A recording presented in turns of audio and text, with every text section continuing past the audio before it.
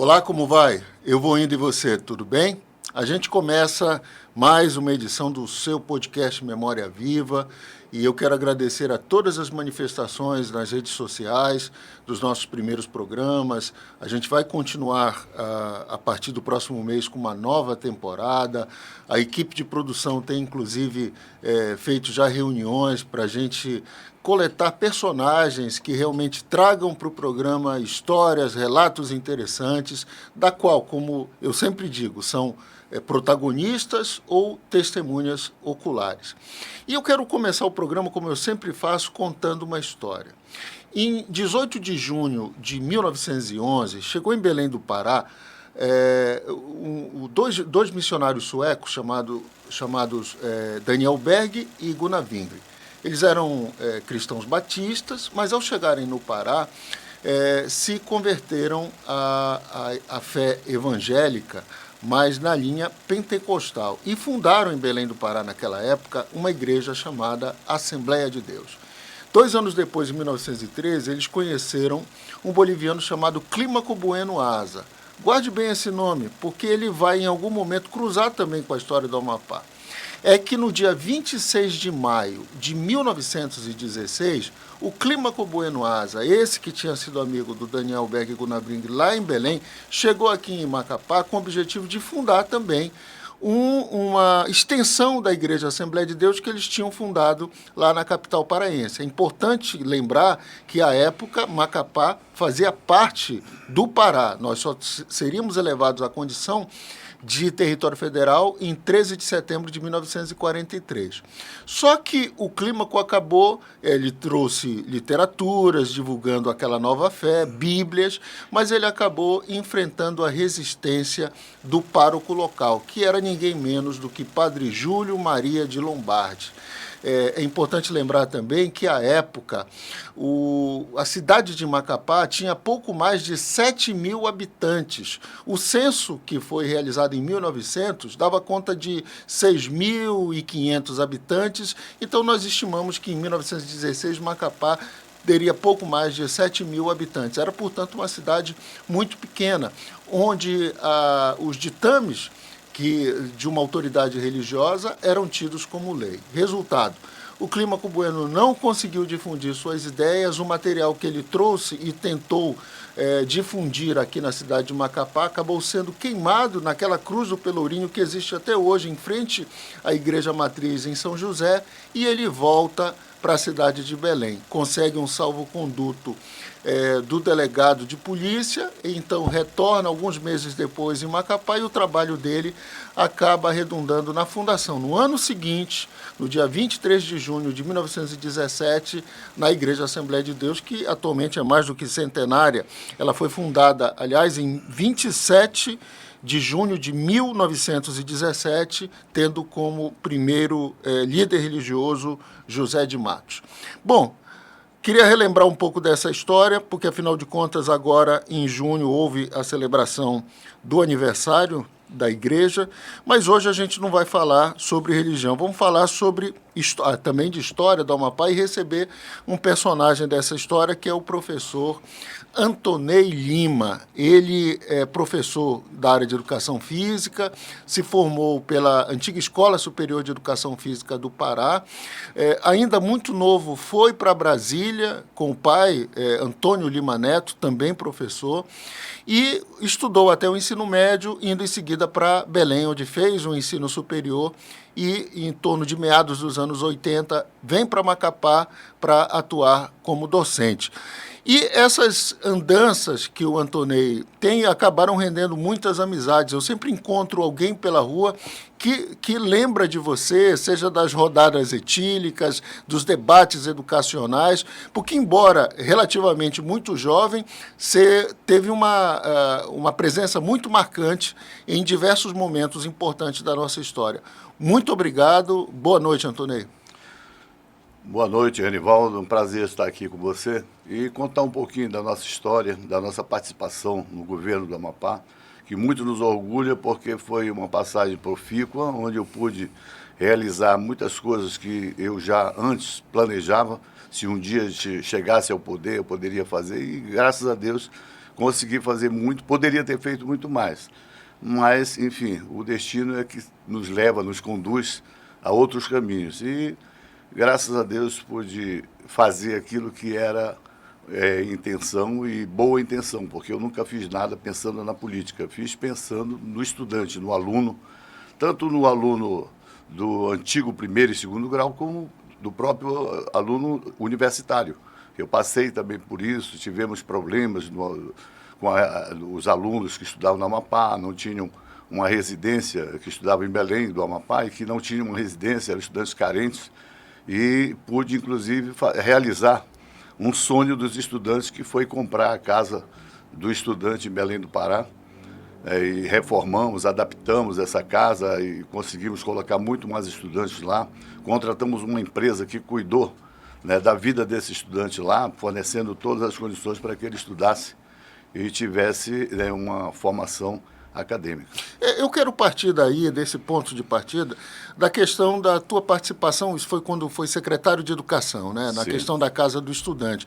Porque nós tínhamos, embora você até tenha me relatado, não fez parte realmente daquele grupo que frequentava lá o Gruta, que muita gente talvez não saiba, mas Gruta era o Grêmio Recreativo dos Universitários do território do Amapá.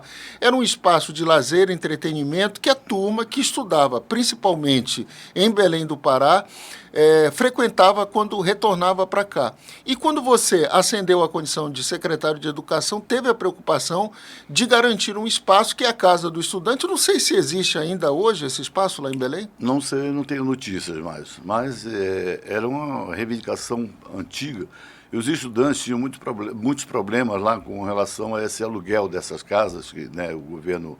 O governo, então, dava uma ajuda de custo para eles alugarem, era isso? O governo pagava. Na verdade, eles procuravam uma casa assim que pudesse abrigá-los, e o governo pagava a casa, pagava a água, a luz, enfim, as despesas da casa. Só que a burocracia impedia o governo de pagar em dia. E isso gerava muitos conflitos, os estudantes às vezes invadiam a representação da Amapá para fazer com que o governo cumprisse, né, com a sua obrigação. E com isso o governador Barcelos, no caso, que eu fui secretário dele, pediu que eu fosse a Belém para resolver essa situação, para ver o que nós podíamos fazer para resolver definitivamente essa situação. E eu cheguei à conclusão de que a única forma de resolver esse problema era comprando uma casa, fazendo as devidas adaptações, mobiliando e dando condições para o estudante. E foi isso que nós fizemos. Os próprios estudantes indicaram uma casa no centro de Belém, na rua Benjamin Constant. Fui lá com a representante do Estado, à época era a Eveline, e junto com os estudantes, negociei a casa, inclusive, na frente dos estudantes, para que não pairasse nenhuma dúvida, porque sempre tinha aquele negócio, a casa custou tanto, o secretário comprou por tanto, ficou com tanto.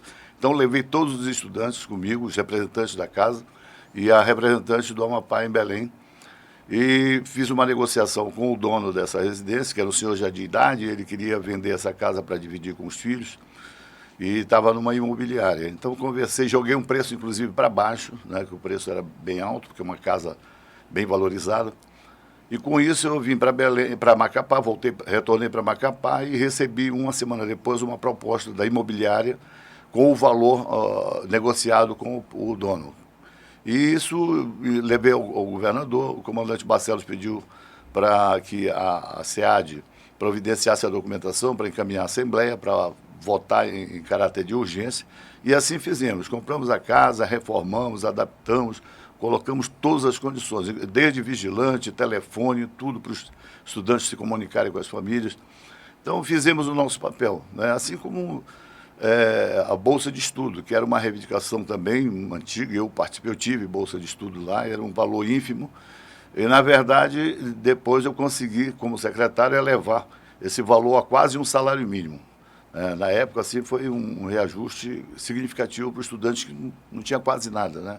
Os estudantes tinham muita dificuldade em Belém, e isso já foi uma ajuda substancial para eles, para que eles pudessem se formar e virem desempenhar o seu papel aqui em Macapá. Agora, todos esses acontecimentos que você está relatando foram durante sua gestão como secretário de Educação.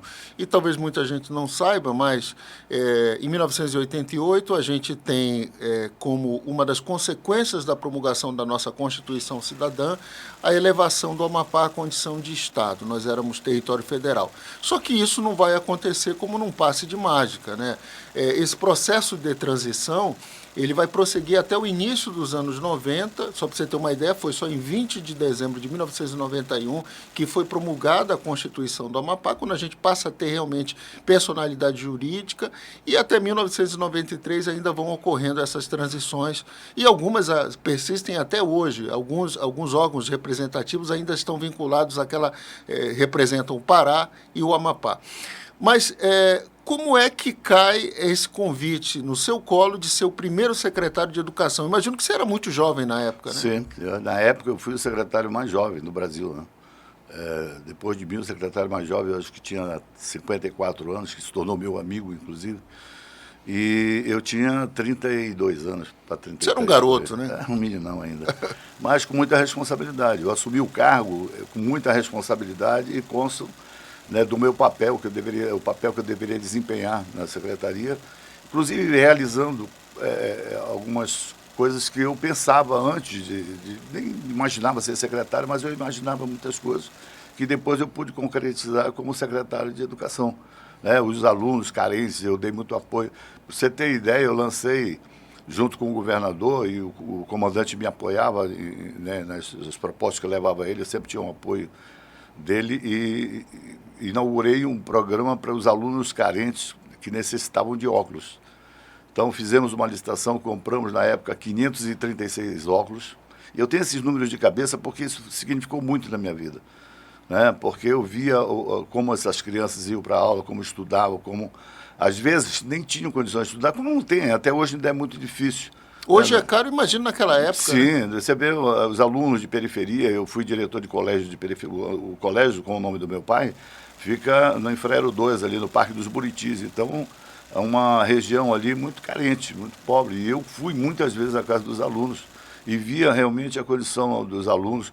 Tanto que a merenda escolar na escola sempre foi uma merenda privilegiada. Eu fazia tudo para que nós tivéssemos merenda de qualidade para os alunos, para alimentá-los, porque eu sei que na casa deles era muito difícil. Muitos não tinham nem o café da manhã para tomar. Então, durante 3 vezes na semana, tinha refeição.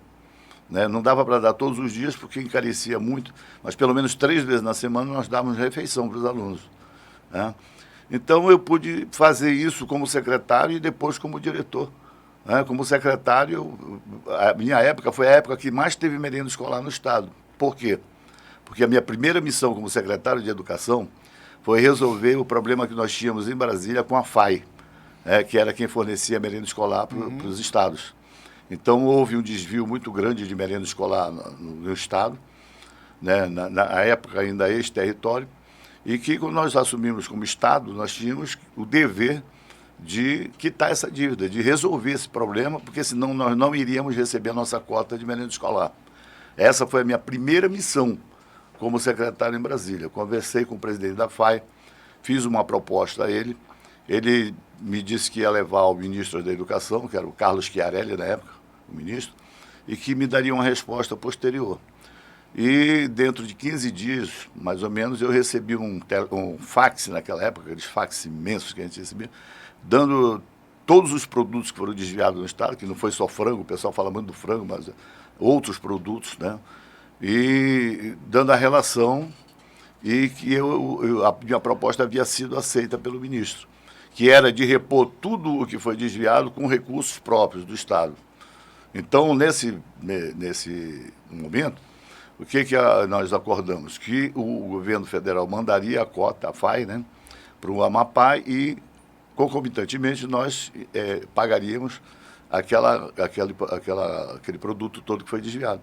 Então, foi um momento que nós tivemos muita merenda escolar no Estado, porque vinha a cota de Brasília e mais a nossa, repondo o que foi desviado.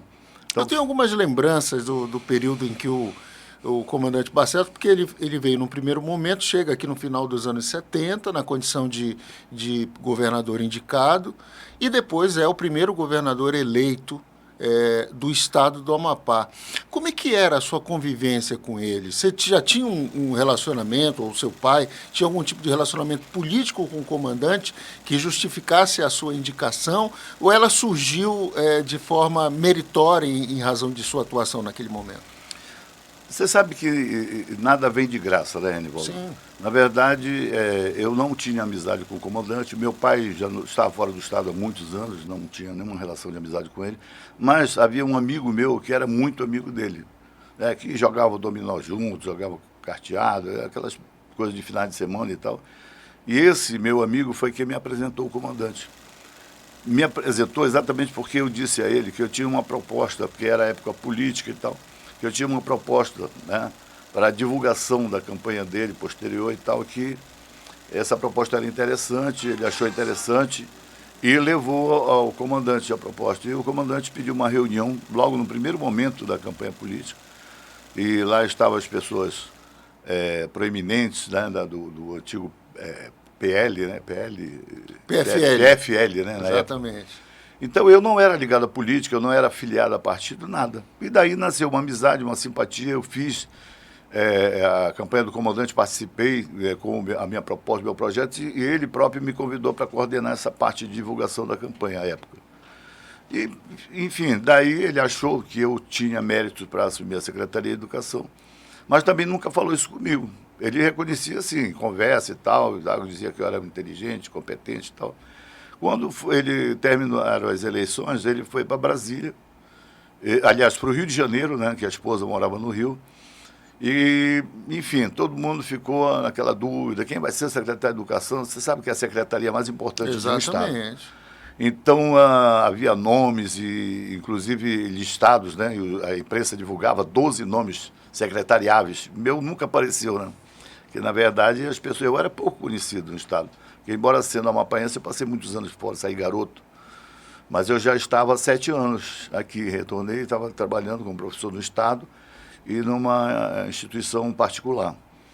Então, a partir daí, ele retornou do Rio de Janeiro e eu recebi um convite para ir até o aeroporto, que ele iria retornar, e que eu deveria conversar com o deputado Sérgio Barcelos.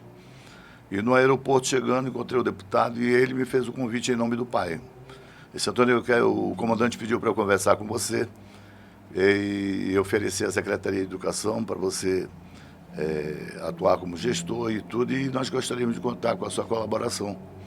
E a gente não deve correr dos desafios. Exato. Né? Então, eu sempre fui assim, eu nunca busquei, mas as coisas sempre vieram para mim.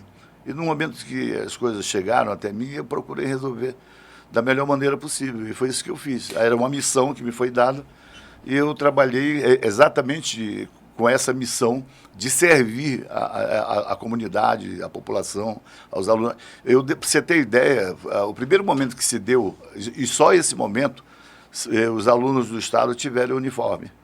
Eu comprei 72 mil peças de uniforme para alunos carentes, entre o tênis, a calça e a camisa para o aluno. Foi o único momento. Nunca Distribuído mais. gratuitamente. Gratuitamente. Comprei, levei ao comandante a preocupação de que os alunos pobres que saíram do antigo primeiro e segundo grau para o ensino médio, eles chegavam no ensino médio, eram os livros mais caros e eles não tinham condições de comprar, porque eram os alunos pobres que eram beneficiados com o programa do governo. O governo federal oferecia livros para os alunos do primeiro e segundo grau. Quer dizer, aliás, do primeiro grau, né? do primeiro ciclo, segundo ciclo, era o curso primário, ginasial, quando chegava... O programa do livro didático não atingia os alunos do segundo grau, hoje ensino médio. Né? Isso. Aí levei ao comandante essa preocupação, disse: comandante, os alunos pobres estão indo para o ensino médio, né, sem condição nenhuma de estudar, porque eles não têm a gratuidade do livro. Aí o comandante me autorizou a fazer a licitação, fizemos uma licitação, compramos 27 mil livros. Sempre eu mandava os diretores selecionar os alunos carentes, verdadeiramente carentes na escola, que não tinham condição nenhuma de comprar livro. E selecionamos os alunos nas escolas, comprei 27 mil livros, dotei as bibliotecas dos livros, os principais livros, né, matemática, física, química, biologia e língua portuguesa. Então, quando eu fazia isso, eu fazia tocado, né, pela emoção, pelo coração, né, de que esses alunos carentes iriam receber do governo, né, aquilo que o governo devia, inclusive, a eles. Tem muitas histórias em torno da figura do comandante Barcelos, né? Ele já teria hoje mais de 100 anos, foi uma figura emblemática, embora carioca, torcedor do Fluminense, optou em ser enterrado, está enterrado aqui no Amapá, onde viveu parte significativa da sua vida. Boa parte daquilo que nós temos de obras estruturantes vieram do período de gestão dele. Então, não há como negar a figura do Barcelos como uma liderança política, como foi Janari Nunes nos primeiros anos do território. E muita gente, sem dúvida, tem histórias para contar do comandante. Tem alguma história curiosa que você se recorde dessa relação, não necessariamente do período em que você esteve como secretário, mas do período que você pôde conviver politicamente com ele? Olha, o comandante tem muitas histórias, na verdade, mais folclore, né? Tem coisas que falam, do que o comandante falou e tal, que ele nunca disse, na verdade. Nós tratávamos muito assuntos de trabalho, mas às vezes no lazer também nós conversávamos sobre assuntos irrelevantes, mas que foram importantes para mim, que ficou. Mas, assim, especificamente hoje eu não tenho, mas se eu for puxar lá atrás alguma coisa, tem, porque também tem muito tempo, tem mais de 30 anos isso, né? Sim. Então, mas sempre conversávamos, o comandante era uma pessoa muito espontânea, muito simples, era uma pessoa que andava nas casas. Era pragmático, isso não há como negar. Ele dizia na lata as coisas, sim, né? Sim. Mas ele tinha aquele jeito dele simples, simplório, na verdade. O comandante entrava na cozinha do pessoal e ia tomar café ali no Perpétuo Socorro. Porque o governador, você chega a um certo poder, como dizia, tem uma frase atribuída ao ex-deputado Ulisses Guimarães, que o poder é afrodisíaco. Para muitos mas o comandante não tinha isso, como eu também nunca fui feito esse tipo de coisa do poder, o poder pelo poder, eu quero ser poderoso, eu quero mandar, eu quero fazer coisa. Não, o comandante tinha isso, nós tínhamos... essa parte comum, assim, porque ele queria realizar para o povo, pelo povo. O comandante trabalhou por isso, né? Você vê que ele tirou todas as casas do Perpétuo Socorro, aterrou aquela área, fez tudo e devolveu para o povo. Ele poderia ter feito uma área nobre ali. Exato. Né? Que é uma área nobilíssima ali. Mas o que ele fez? Ele trouxe o povo de volta. Muita gente contestou, não devia ter trazido, não. Mas o comandante, ele agia muito pelo coração. Ele era uma pessoa boa. Os projetos, não há como negar. Não. Os projetos habitacionais, como ali onde era a antiga Baixada do Japonês, que foi uma área toda urbanizada, preparada. E eu tive a oportunidade de conviver um pouco com o comandante na última parte de sua vida, né? Ele foi vereador, na última parte disso foi prefeito e na última parte de sua vida trabalhou como ouvidor do município de Macapá, inclusive na gestão do ex-prefeito Roberto Góes. Inclusive, faleceu, quando faleceu, estava nessa condição, me recordo, eu era secretário de comunicação, fizemos uma homenagem a ele, mas assim, há muitas histórias. E uma coisa que me chama a atenção, que eu gostaria que você me esclarecesse, você sempre é referenciado por algumas figuras que hoje estão, alguns são professores, gestores proeminentes aí no serviço público, mas que tinham uma tendência maior à esquerda, né? E da qual se referenciam muito você. Eu vou até citar aqui nossa querida Alcilene Cavalcante, o irmão dela, o Zotti, né? Que é seu amigo pessoal, o Alci Araújo Filho, que hoje acho que mora em Manaus, né? Trabalha na Petrobras. Como é que era o Antonei jovem naquela época? O Antonei era mais subversivo ou reacionário? Não, eu não tinha esse perfil político, assim, vamos dizer, combativo. Não, eu tinha sempre em mente poder fazer alguma coisa, realizar alguma coisa, mas em prol dessa sociedade. Tanto que eu nunca fui candidato a nada. Eu fui secretário de Educação, poderia dali começar uma carreira política. Fui convidado, inclusive, e nunca aceitei. Porque, na verdade, eu acho que a minha forma de fazer política é diferente. A minha forma de fazer política é fazendo o que eu fiz, por exemplo, na Secretaria de Educação, ajudando as pessoas que precisam, mas ajudando mesmo, não é aquele papo político, eu quero ajudar os que mais precisam e depois desaparece da vida das pessoas que mais precisam. Eu queria me fazer presente e fiz isso. Então, a Alcineia, Alcione, o Zotti, essa turma toda, foram meus colegas de infância. Na verdade, depois de um determinado período, nós não nos vimos durante muitos anos, porque eu fui para morar em Brasília e tal, e vinha esporadicamente em Macapá, a cada 3 anos, visitar a família e tudo.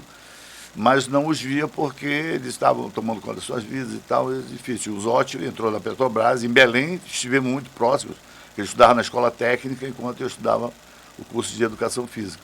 Então, finais de semana, nós saíamos para aquele momento etílico, bater papo, tocar violão, cantar, que eu sempre fui muito ligado à música. Inclusive, você achou até que eu tocava violão. Isso. Todo mundo acha que eu toco violão por causa dessa minha proximidade com a música. Eu componho, eu canto, participei de festivais aqui em Belém com os Zotti. Então as pessoas me ligam muito ao instrumento, ao violão. E não, na verdade, eu sempre gostei de cantar e de compor. E ganhamos festival em Belém, inclusive o Zotti e eu. Então, depois, o Zotti, nos encontramos num outro momento já em Fortaleza, que eu tive um acidente de moto, e passei um período em Fortaleza com meus pais, que já moravam em Fortaleza, e o Zotti estava trabalhando na plataforma lá no Rio Grande do Norte, bem próximo. Então, ele trabalhava 15 dias e folgava 15. Essa folga de 15 dias, ele vinha para Fortaleza e nós nos encontrávamos, vivíamos praticamente esses 15 dias juntos, né? Tocando violão, compondo, tocando em algum lugar, nos bares da cidade e tal. Então, essa convivência foi nesse momento. Depois houve um outro momento, não só com eles, mas com outros jovens do Amapá, que como a música, ela interage diretamente com o jovem, né? Nós íamos para a antiga Praça dos Aguri, ali, aquela pracinha, tão pequenininha, mas tão acolhedora. E à noite nós nos cercávamos dos amigos, e o Zotti e eu tocando, cantando e tal, e a turma fazendo o vocal, aquele coro. É um momento ímpar na nossa vida. Aliás, você citou uma coisa importante, porque muita gente acaba confundindo e chamando a Praça Jaci Barata Jucá de Antiga Zaguri. Na verdade, a Praça Isaac Zaguri é a praça que fica ali atrás dos quiosques, próximo a onde era os irmãos Zaguri, né, o Leão do Norte, onde era a loja do saudoso Moisés Zaguri. E, aliás, eu tive recentemente contato com o primo, que era primo do seu Moisés, que é o Leão Zaguri, que tem o mesmo nome, aliás, do saudoso também filho do seu Moisés Zaguri, e foi uma família tão importante no Amapá e que a gente precisa perpetuar, mas esclarecendo, né? O Jaci Barata Jucá, que foi intendente, uma espécie de prefeito, teve a sua importância, a família Zaguri teve a sua importância, mas cada praça é o seu lugar, tem o seu nome e tudo mais. Antonei, desde 2014 você está aposentado. E o que tem feito desde então? Eu escutei há um tempo atrás de projetos de repente, ir morar fora do estado, aproveitar a aposentadoria. Você ainda pensa nisso ou quer viver os últimos anos aqui no Amapá ainda? Enquanto a vida, a esperança. Então, era um projeto meu antigo, realmente, de aposentar e morar fora, porque eu tenho uma afinidade muito grande com o Nordeste. Inclusive, parte da família do meu pai é cearense. Embora o meu pai não fosse cearense, ele era amazonense e viveu muitos anos no Amapá, se aposentou aqui. Minha mãe era paraense, mas eles moraram mais de 20 anos em Fortaleza depois, né, de aposentados. Passamos um período em Brasília, né, foram 7, quase 8 anos em Brasília. Eles vieram para Belém, depois vieram para Macapá, depois voltaram para Belém e foram para Fortaleza. Ficaram mais de 20 anos. Então, nesse período, eu ia todos os anos a Fortaleza, passava as férias com eles, tanto que eu estou conhecendo Fortaleza, o estado do Ceará mais agora, porque agora eu não tenho compromisso mais com ninguém. Então eu vou com a minha família, a gente viaja, vai para o interior, agora mesmo fomos Fortaleza, João Pessoa, andando por lá, mas com a minha esposa, meu filho. Então, naquela época, o meu compromisso era passar as férias com eles, então eu ficava com eles, eu não saía para lugar nenhum, entendeu? Então, é isso, essa afinidade que eu tenho com o Nordeste. Eu gosto muito de praia, adoro praia, não é nem tomar banho no mar, que eu sou meio medroso. É o ambiente, né? É o ambiente, né? Você está ali tomando uma cervejinha, tem uma banda tocando, você pede uma música, como agora, eu fiquei lá e tal. Fiquei do lado da banda, pegando sol, e de vez em quando pedi uma música aqui, outra ali, e tomando a cervejinha, claro. E me deliciando com aquela brisa do mar, aquilo que me encanta. Na verdade, não é o banho, mas é o ambiente, né? Então, eu sempre tive isso, de querer morar fora do Nordeste e tal. Mas a minha esposa atual, ela é do Estado, né, e do antigo ex-IPESAP. Do ex-IPESAP, ela já pode se aposentar agora, já estamos providenciando a documentação, mas do Estado ainda tem mais 3 anos. Eu espero que Deus me dê vida, saúde, para poder concluir esse meu projeto né, de viver fora, passar um tempo fora, embora eu adore o Amapá. Eu viajo, às vezes eu passo um mês fora e fico doido para voltar. Né? Aquilo que nós temos, nós, amapaienses, saímos, mas nós somos ainda de uma cultura arraigada, né? Daquele que é ligado à família, ligado à terra e tal, aquela coisa toda. Mas eu espero ainda dar continuidade a esse meu projeto, se Deus me der saúde e vida, para poder concluir essa etapa. Não sei. Ok. Conversei aqui com o Antonei Lima, professor de Educação Física, foi conselheiro de Educação, primeiro secretário de Educação do Estado do Amapá, tem muita história para contar, foi diretor de diversas unidades escolares, inclusive primeiro diretor da escola Antônio Lima Neto, que leva o nome do seu pai, viveu a infância em Macapá, uma parte da adolescência, a adolescência praticamente toda em Brasília, depois retornando, foi para Belém, fez o ensino superior e deu sua contribuição como educador. Tonei, obrigado. Eu queria dar a oportunidade para você fazer aí sua despedida. Né? Pois é, Renivaldo, eu queria colocar aqui para você e para quem nos assiste que a minha mãe também era professora e tem uma escola com o nome dela também lá no Boné Azul. A escola Neide Lima é a minha mãe. Então, eu sou de uma família de educadores. As minhas tias, as irmãs da minha mãe, que moram aqui no estado, são professoras, já estão aposentadas. Uma, inclusive, faleceu, que era muito ligada a mim, o ano passado. Então, essa raiz que nós temos na educação foi, talvez, responsável. Isso te orgulha, Antônio? Ter o nome do pai e de uma mãe como nomes de escolas, é orgulho para você? Muito, muito, porque é o reconhecimento de uma vida, né, Renivaldo? Eles trabalharam, eles deram a vida pelo Amapá. Parte da vida deles, né? Trabalhando, educando, e não foi só morando na cidade, na capital, não. Meu pai e minha mãe rodaram pelos interiores, afundando barco, canoas e tal, e minha mãe grávida pelo interior. Meu primeiro irmão nasceu no interior, no Buritizal, lá no Bailique. Então, o meu pai foi responsável por educar muita gente, por ensinar muita gente a ler, escrever, dar os primeiros conhecimentos no interior. Você sabe por que eu te perguntei isso? Porque eu me lembrei de uma história de um personagem que você evidentemente conhece. Um amigo nosso, que quando foi vereador, propôs uma homenagem ao saudoso poeta Alci Araújo, o pai do Zote e da Alcineia, e queria colocar o nome do Alci como nome de rua. E, curiosamente, a família se insurgiu contra, né? Procurou a Câmara e disse que dispensava a homenagem. Qual era a justificativa? Dentre os diversos poemas que o Alci tinha deixado, um deles dizia objetivamente qual era a vontade dele. Ele dizia que se, porventura, algum vereador quisesse, ao olhar seus escritos ou sua trajetória de vida, quisesse homenageá-lo e, de repente, propusesse um projeto de lei para transformá-lo em nome de rua, ele recusaria tal honraria, porque ele já tinha sido muito pisado na vida e que até aceitaria ser o nome de um jardim, o nome de um museu, de qualquer coisa, menos de uma rua, né? Então, o Alci, ele já deixou escrito essa vontade e, realmente, eu tenho, inclusive, a alegria, confesso, o nome do meu saudoso pai nomina hoje uma das ruas do Mar Abaixo, e eu soube que houve um projeto agora que ainda tramita para colocar o nome de minha mãe, que já dá nome à unidade de tratamento oncológico do HK, onde ela foi paciente, né?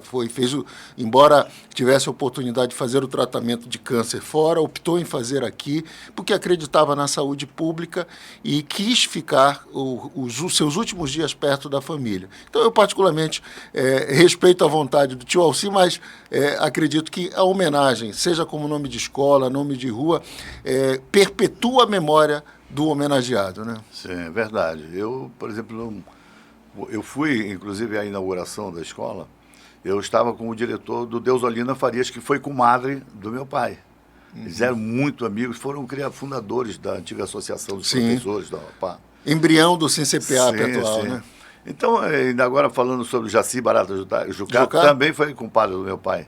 Uhum. Então, as pessoas, como o Macapá era muito pequeno, e essas pessoas se conheciam e geralmente chamavam para ser compadre, para ser padrinho do filho e tal, essa coisa. Então, essa coisa era muito bacana em Macapá, nós tínhamos essa convivência muito próxima. Né? Os meus amigos, por exemplo, da época quando eu era garoto e tal, e os que já foram da época em que eu estava formado, até hoje nós temos um relacionamento muito bom, aquela coisa da política que você falou ainda agora, se eu tinha um lado político, um viés político, não. Eu sou a favor da boa política, eu acredito muito na boa política, eu acho que a política é capaz de fazer muita coisa. Se feita realmente com compromisso com a sociedade, pode ser feita muita coisa. Agora, briga entre amigos por causa de candidato A, candidato B, isso para mim não existe. Eu acho que só serve para desfazer relações de amizade, de família. Muitas famílias, eu conheço famílias inteiras que não se falam, entendeu? Porque cada um tomou um partido. Não é nem um partido, é uma pessoa, um candidato X. Tomou um político de estimação, né? De estimação e criou, né, uma celeuma desnecessária que levou à dissolução de uma relação tão boa que é a relação familiar. Então eu conheço famílias que realmente hoje não se falam. Como amigos, né, amigos que brigaram, pessoas que mataram as outras por causa de política. Imagina a barbárie, né, chegar a esse ponto, né, de uma pessoa matar o outro porque está fazendo uma festa ali com a foto do candidato que ele não gosta. É lamentável. Isso aconteceu. Mas é isso. Acho que nós temos que fazer mesmo seguir o caminho, a história, o político fazer um bom papel, cuidar da população mais carente. E nós, enquanto educadores, cuidar dessa geração, fazer com que eles aprendam, com que eles tenham uma formação, pode ser até que não seja acadêmica, mas uma formação como ser humano, como indivíduo. Obrigado, Antonei, e obrigado a você também que nos acompanhou até agora. Aliás, todas as temporadas do podcast Memória Viva estarão disponíveis no portal açainews.com. Nós vamos também reverberar todas essas divulgações através das nossas redes sociais. Você pode acessar o nosso canal, @RenivaldoCosta_AP no YouTube. Você pode no Instagram, na nossa rede social Açaí News e também no Facebook. Diariamente nós estamos interagindo, recebendo sugestões de entrevistados, e se você conhece alguém que testemunhou algo interessante, foi, quem sabe, até protagonista de algo relevante na história do Amapá e que tenha muito a contar em nosso programa, faça contato com a gente, que nós vamos ter o maior prazer de fazer o contato, fazer uma pré-entrevista e, quem sabe, trazê-lo aqui no estúdio. Para você, uma excelente terça-feira e até semana que vem.